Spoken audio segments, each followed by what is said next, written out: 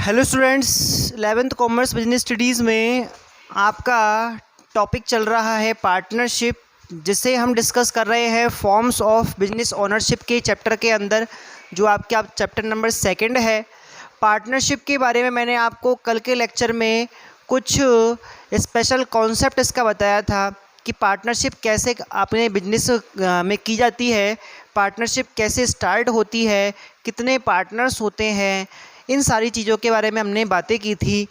आज हम बात करेंगे पार्टनरशिप के कुछ फीचर्स के बारे में। फीचर्स वो यानी कि पार्टनरशिप के अंदर कौन कौन से लक्षण होते हैं, उनके बारे में बात की जाएगी। तो फर्स्ट ऑफ ऑल जो आपका पहला पॉइंट इसके अंदर बनता है वो बनता है फॉर्मेशन का। फॉर्मेशन का मतलब होता है निर्माण या स्थापना। इसके बारे में आपको पहले ही बताया जा चुका है कि जो आपका पार्टनरशिप बिजनेस होता है, इस बिजनेस को स्टार्ट करने के लिए किसी तरह का जन्म नहीं लेना पड़ेगा आपको फैमिली के अंदर, जैसा कि HUF में लेना पड़ रहा था। ना ही आपको किसी रजिस्ट्रेशन की रिक्वायरमेंट है कि नहीं आपको रजिस्ट्रेशन कराना बिल्कुल एसेंशियल है कंपनी की तरह, ऐसा नहीं है। यहाँ पर जो आपका एक पार्टनरशिप है वो होता है किस पर बेस्ड, कॉन्ट्रैक्ट पर। तो पार्टनरशिप में जब भी कोई दो या दो से ज़्यादा व्यक्ति आपस में मिलकर क्या करेंगे, एक कॉन्ट्रैक्ट बनाएंगे, आपस में एक अनुबंध करेंगे, उसके अंदर क्या होगा कि आप क्या कर रहे हो, कुछ टर्म्स एंड कंडीशंस डिसाइड कर रहे हो और उसके हिसाब से क्या कर रहे हो, अपने बिजनेस को ऑपरेट करने के लिए अपनी अपनी क्या दे रहे हो, उस पर सहमति दे रहे हो, उस पर अपनी स्वीकृति दे रहे हो, तो उसको आप क्या मानेंगे, एक बिजनेस मानेंगे। एक चीज़ आपको ध्यान रखनी है कि पार्टनरशिप केवल एक बिजनेस के लिए ही होती है। अगर मान लो 2-4 फ्रेंड मिलकर कुछ पैसे जमा करके पिकनिक मनाने चले जाते हैं जिसमें सबने कंट्रीब्यूशन किया, या मूवी देखने चले जाते हैं, या रेस्टोरेंट में कुछ अच्छा खाने चले जाते हैं, तो उसको हम पार्टनरशिप नहीं कहेंगे। भले ही उसमें चारों पांचों ने मिलकर क्या लगाया है, पैसा लगाया है, लेकिन वहाँ बिजनेस नहीं है, वहाँ पर नॉन बिजनेस एक्टिविटी है, इसलिए उसको पार्टनरशिप नहीं कहेंगे। क्लियर? पार्टनरशिप केवल और केवल किसके लिए की जाती है, बिजनेस के लिए की जाती है। क्लियर है? तो इसका फॉर्मेशन काफ़ी इजी है। इसके फॉर्मेशन के लिए रजिस्ट्रेशन की कोई ज़रूरत नहीं है, किसी तरह का कोई डॉक्यूमेंटेशन नहीं है, केवल आपको क्या करना है, कॉन्ट्रैक्ट करना है, और उस कॉन्ट्रैक्ट के बेस पर, उस लीगल एग्रीमेंट के बेस पर आप अपने बिजनेस को स्टार्ट कर सकते हो, उस बिजनेस को आगे चला सकते हो। क्लियर? तो पहला आपका जो फीचर है वो है कॉन्ट्रैक्ट या फॉर्मेशन। ठीक है। नंबर 2 पर हम बात करेंगे लायबिलिटी के बारे में। लायबिलिटी को हिंदी में दायित्व कहते हैं। मैं आपको इस बारे में बता चुका हूं पहले भी, जब हमने सोल ट्रेड या HUF बिजनेस के बारे में बात की थी तो वहां पर भी लायबिलिटी हमने एक पॉइंट पढ़ा था। लायबिलिटी दो ही तरह की होती है, एक तो होती है लिमिटेड लायबिलिटी और एक होती है अनलिमिटेड लायबिलिटी। तो जैसा कि मैंने आपको बताया था कि बिजनेस जो होता है पार्टनरशिप वाला, इस बिजनेस में कोई रजिस्ट्रेशन क्या नहीं है, आपके कंपलसरी नहीं है। ऐसी कंडीशन में क्या होगा, जो बिजनेस का एक्सिस्टेंस है, बिजनेस की जो पहचान है, वो अपने साझेदारों से जुड़ी हुई है। ध्यान रखना है हमको, एक पार्टनर जो होता है, ध्यान रखना है, एक पार्टनर, एक अकेला व्यक्ति जो इस बिजनेस में शामिल है, उसे हम क्या कहेंगे, साझेदार कहेंगे। और जहां बहुत सारे पार्टनर्स इकट्ठा खड़े हो जाएंगे उसको हम क्या कहेंगे, फर्म कहेंगे। ध्यान रखना, पार्टनर्स के समूह को, साझेदारों के समूह को हम क्या कहेंगे, फर्म कहेंगे। और एक व्यक्ति कौन है, अपने आप में एक पार्टनर है। तो ध्यान रखना है, फर्म का अपने साझेदारों से पृथक अस्तित्व नहीं है, क्योंकि वहाँ पर रजिस्ट्रेशन कैसा नहीं है, कंपलसरी नहीं है।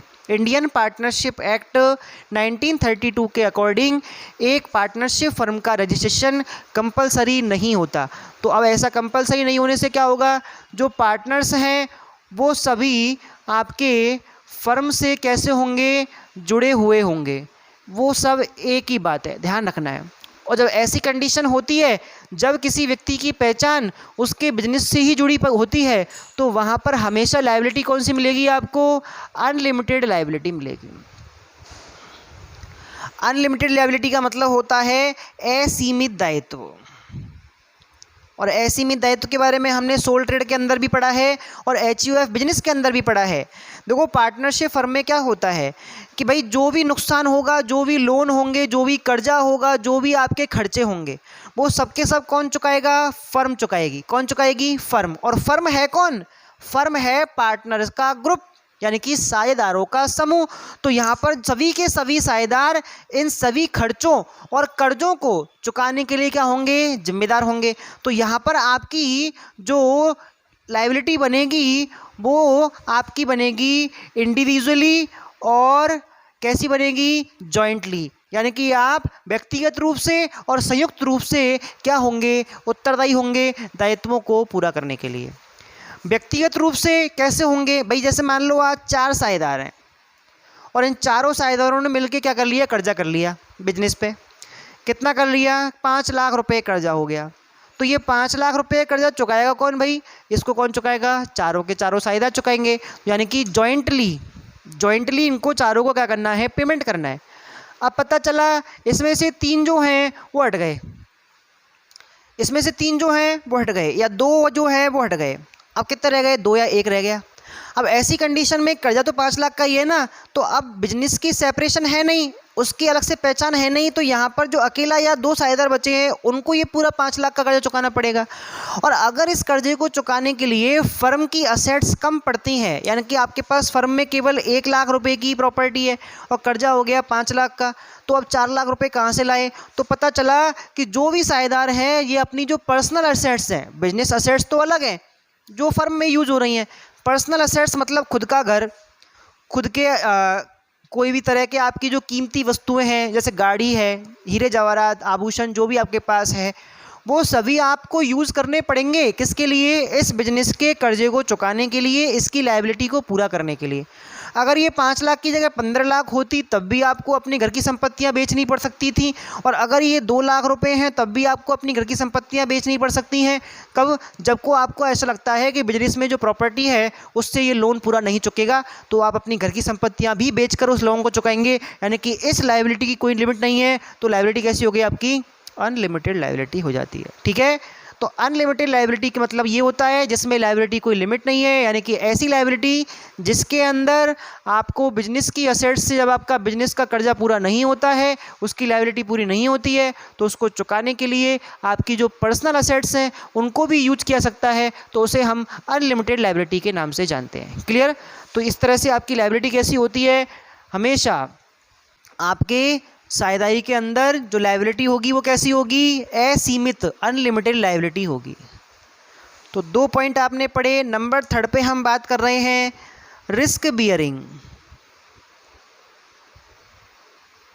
रिस्क बियरिंग को जोखिम उठाना कहते हैं। मैं आपको बताऊं, यहाँ पर आपको एक फ़ायदा है पार्टनरशिप बिजनेस के अंदर। एक फ़ायदा है, फ़ायदा ये है कि अगर बिजनेस में जितने भी लॉसेस होते हैं उन सारे लॉसेस को एक व्यक्ति को उठाना नहीं पड़ता। यहाँ पर जब भी एक पार्टनरशिप स्टार्ट की जाती है तो उसके कॉन्ट्रैक्ट के अंदर एक फिक्स रेशो डिसाइड किया जाता है कि आप भविष्य में लाभों का और हानियों का वितरण कैसे करेंगे। तो या तो वो बराबर बराबर हो सकता है या वो पूंजी के अनुपात में हो सकता है। और अगर मान लो उन्होंने ऐसा कुछ सोचा ही नहीं और बिजनेस के बारे में ये चीज़ तय ही नहीं की कि आपको किस रेशो में ये बांटना है, तो वो बराबर बराबर ही बांटा जाएगा। तो यहाँ पे जो जोखिम होती है, वहाँ पे जो जोखिम होती है, इस जोखिम को आप सभी साझेदारों में बांट सकते हैं, जिससे आपका जो रेशो है वो कैसा रहेगा? कम रहेगा। इसका कंपैरिजन अगर हम सोल ट्रेड से करें तो उसके कंपैरिजन में आपका पार्टनरशिप ज़्यादा अच्छा है, क्योंकि एकल व्यापार या सोल ट्रेड के अंदर आपकी सारी की सारी लॉसेस, सारी की सारी रिस्क अकेले व्यापारी को उठानी पड़ रही थी, जबकि यहाँ पे ऐसा नहीं है। यहाँ पर जैसे जैसे आप प्रॉफिट्स को बांटते हैं वैसे वैसे लॉसेस को भी बांट लेंगे और एक व्यक्ति के हिस्से में कम ही क्या आएगी? जोखिम आएगी। क्लियर? तो ये फ़ायदेमंद है। नेक्स्ट हम बात कर सकते हैं नंबर 4 पर, डिसीजन मेकिंग एंड कंट्रोल। देखो, डिसीजन मेकिंग का मतलब होता है निर्णय लेना और कंट्रोल का मतलब होता है नियंत्रण। यानी कि बिजनेस में जो कंट्रोल है, जो बिजनेस में डिसीजन है, वो कौन लेगा? तो मैं आपको बता दूं, यहाँ पर लोग हो गए ज़्यादा, 2 से लेके 50 तक, ऐसी मैंने आपको बात की थी कि कम से कम 2 और अधिकतम कितने हो सकते हैं, 50 साझेदार हो सकते हैं। तो पता चला जितने भी साझेदार हैं वो सब मिलके डिसीजन लेंगे, वो सब क्या करेंगे, मिलके डिसीजन लेंगे, क्योंकि सबने पैसा लगाया है। किसी एक व्यक्ति के कहने से बिजनेस में कोई भी डिसीजन नहीं होगा जब तक कि उस पर सभी लोग अपनी क्या नहीं करें, म्यूचुअल कंसेंट या सर्वसम्मति प्रदान ना करें। भाई आज मैंने कहा कि अपन को माल कहाँ से खरीदना है, गुजरात से खरीदना है, और सभी साझेदार सहमत नहीं है तो हम गुजरात से माल नहीं खरीदेंगे, फिर हम उससे माल खरीदेंगे जहाँ पर सभी साझेदारों की सहमति होगी। तो यहाँ पे जो डिसीजन है वो कंट्रोल जो है वो किसी एक व्यक्ति के हाथ में नहीं होता, बल्कि सभी साझेदार मिलकर बिजनेस को क्या करते हैं, चलाते हैं। क्लियर। नेक्स्ट हम डिस्कस करेंगे कंटिन्यूटी के बारे में। अगला है नंबर 5 पे कॉन्टिन्यूटी। देखो कॉन्टिन्यूटी का मतलब होता है निरंतरता। बिजनेस के अंदर कंटिन्यूटी होना भी ज़रूरी है। मैंने आपको बताया था इस बारे में कि सोल ट्रेड के अंदर कंटिन्यूटी नहीं होती, जबकि HUF बिजनेस में होती है, क्योंकि वहाँ पे कर्ता के मरने पर हम दूसरा नया कर्ता बना देते हैं तो बिजनेस चालू रहता है हमारा। लेकिन यहाँ पर कंटिन्यूटी जो है वो हमेशा नहीं रहेगी। ध्यान रखेंगे हम, क्यों नहीं रहेगी, उसके पीछे भी एक रीज़न है। रीज़न क्या है कि जो बिजनेस है आपका वो किस पे टिकाया हुआ है, कॉन्ट्रैक्ट पर टिका हुआ है, एक अनुबंध हुआ है। जैसे मान लो A, B और C तीनों ने मिलके क्या किया, एक कॉन्ट्रैक्ट किया कि भाई हम इतने इतने पैसे लगाएंगे और ये वाला बिजनेस करेंगे और जो भी प्रॉफिट और लॉस होगा वो बराबर बराबर बांट लेंगे। ठीक है। अब पता चला क्या हुआ, जो C है इसने क्या किया, पार्टनरशिप छोड़ दी। C ने पार्टनरशिप छोड़ दी, इसने अपने सारे पैसे, सारी कैपिटल, सब कुछ लिया, प्रॉफिट लिया और ये फ्री हो गया, या ये मर गया, या फिर इसने क्या किया, दिवालिया हो गया। तो ऐसी कंडीशन में जब एक पार्टनर पार्टनरशिप को छोड़ता है तो बचे हुए पार्टनर जो हैं उनके बीच में ये कॉन्ट्रैक्ट नया करना पड़ता है। यानी कि एक व्यक्ति के हटने से जो आपका कॉन्ट्रैक्ट है वो टूट जाएगा, पार्टनरशिप खत्म हो जाएगी, क्योंकि पार्टनरशिप कॉन्ट्रैक्ट पर आधारित है और कॉन्ट्रैक्ट में तीनों लोगों ने सहमति दी थी। ध्यान रखना है, तीनों लोगों ने सहमति दी थी। अब यहाँ पर अगर एक हट गया तो उसके हटने से जो कॉन्ट्रैक्ट है वो टूट जाएगा, पार्टनरशिप खत्म हो जाएगी, और जो बचे हुए जो 2 नए आपके साझेदार बचेंगे, वो नए साझेदार 2 उस पार्टनरशिप को आगे अगर चलाना चाहते हैं, उस बिजनेस को आगे अगर चलाना चाहते हैं, तो उन्हें नया कॉन्ट्रैक्ट करना पड़ेगा कि भाई अब इतना इतना बचा है और ये वाला बिजनेस इतने इतने रेशो के हिसाब से प्रॉफिट एंड लॉस बांटते हुए हमें आगे चलाना है। तो अब नया एग्रीमेंट होगा, तो इसका मतलब यहाँ पर कंटिन्यूटी नहीं है। क्लियर। कंटिन्यूटी केवल कब होगी, जब आपका बिजनेस जो है वो सेपरेट हो जाएगा, किससे, अपने पार्टनर से, और वो होता है LLP में, सीमित दायित्व साझेदारी के अंदर। जबकि हमारी दायित्व कैसे हैं, अभी तक अनलिमिटेड है, तो ये असीमित दायित्व साझेदारी है, और इसके अंदर जो कॉन्ट्रैक्ट होता है उसके टूटते ही पार्टनरशिप खत्म हो जाती है। फिर बचे हुए पार्टनर क्या करते हैं, नया कॉन्ट्रैक्ट करके बिजनेस को चलाएंगे, अगर उनकी इच्छा हुई तो इसलिए हम ये मानते हैं कि बिजनेस जो होता है उसमें कंटिन्यूटी नहीं होती पार्टनरशिप के अंदर। क्लियर। तो इसमें आपको पता चल चुका है। नंबर 6 पॉइंट के रूप में हम डिस्कस करने वाले हैं नंबर ऑफ पार्टनर्स के बारे में। नंबर ऑफ पार्टनर्स, देखो नंबर ऑफ पार्टनर्स कितने हैं, साझेदारों की संख्या कितनी रखी जाए।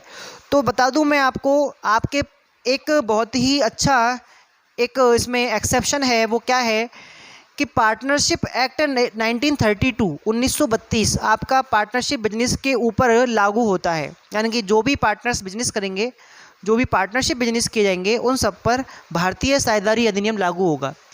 लेकिन इसमें नंबर ऑफ मेंबर्स कितने होंगे, इस बात का उल्लेख कहाँ दे रखा है, कंपनी अधिनियम में। तो कंपनी अधिनियम जो 2013 आपका नया आया है, उसके अनुसार कम से कम 2 और अधिकतम 100 व्यक्ति आपके क्या हो सकते हैं, पार्टनर्स हो सकते हैं। मैं आपको बता दूं, यहाँ पर आप कंफ्यूज नहीं होना है आपको। 2013 में जब कंपनी एक्ट पास हुआ था तब उस समय 100 ही क्या थे, अधिकतम साझेदार हुआ करते थे। लेकिन 2014 में एक क्या किया गया, परिवर्तन किया गया, एक सुधार किया गया, और उसके द्वारा बताया गया कि कम से कम कितने 2 और अधिकतम कितने 50 साझेदार ही हो सकते हैं।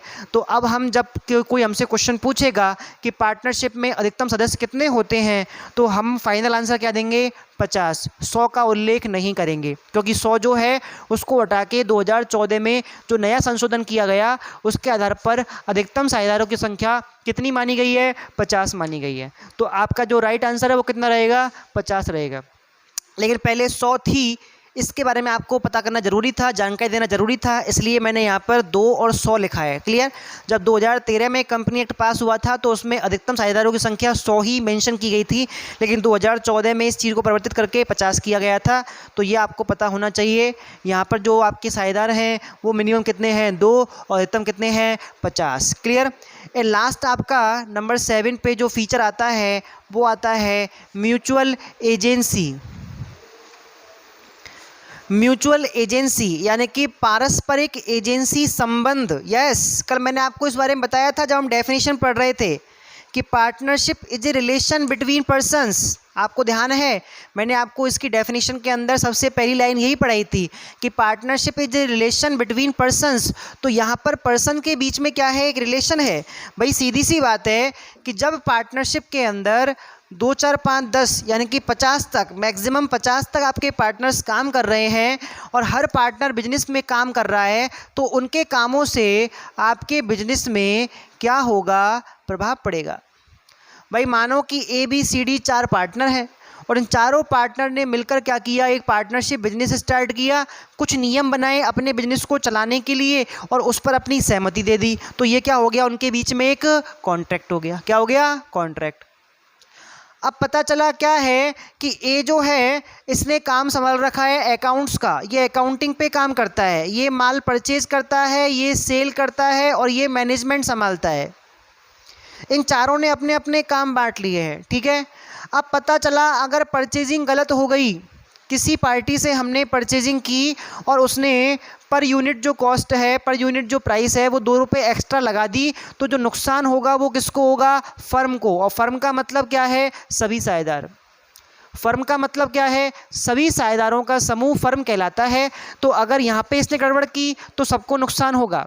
अगर यहाँ पे इसने कुछ फ़ायदेमंद काम कर दिया, कुछ अच्छा काम कर दिया, जैसे मान लो सेल्स वाले ने क्या किया है, इस महीने बिक्री ज़्यादा कर दी, हमने 50,000 का टारगेट रखा था, इसने 1.5 लाख की बिक्री कर दी, तो प्रॉफिट ज़्यादा हो गया। तो क्या प्रॉफिट अकेले सी को मिलेगा? तो आंसर है नहीं, प्रॉफिट सब में बटेगा। यानी कि इनके बीच में जो रिलेशन है वो कैसा है? एजेंसी रिलेशन है। यानी कि हर व्यक्ति पूरे बिजनेस को क्या कर रहा है? रिप्रेजेंट कर रहा है। हर व्यक्ति नेता है सभी सदस्यों का। ये मैनेजमेंट को लेके रिप्रेजेंट कर रहा है, ये सेल्स को लेके, ये परचेजिंग को लेके और ये अकाउंटिंग को लेके। ठीक है? इनके जो भी काम होंगे अच्छे बुरे, उससे जो भी होगा लाभ या हानि वो पूरे के पूरे साझेदारों को मिलेगा। मतलब कि हर साझेदार अपने कामों से दूसरे साझेदारों को प्रभावित करेगा। अगर उसने अच्छा काम किया है तो सबको फ़ायदा होगा, अगर उसने बुरा काम किया है तो सबको नुकसान होगा। तो उनके बीच में एक रिलेशन है, जिस रिलेशन का नाम क्या है? Mutual agency relation. क्लियर? तो इस रिलेशन के आधार पर ही इनके बीच में सेपरेशन नहीं होता और इनके सभी कामों से पूरी की पूरी फर्म क्या होती है? प्रभावित होती है। तो इस तरह से आपने 7 फीचर डिस्कस किए हैं आज के लेक्चर में पार्टनरशिप के। आई होप आपको समझ में आए होंगे। नेक्स्ट लेक्चर में बात करेंगे इसकी कुछ हम मेरिट्स और डीमेरिट्स के बारे में। ठीक है? Thank you.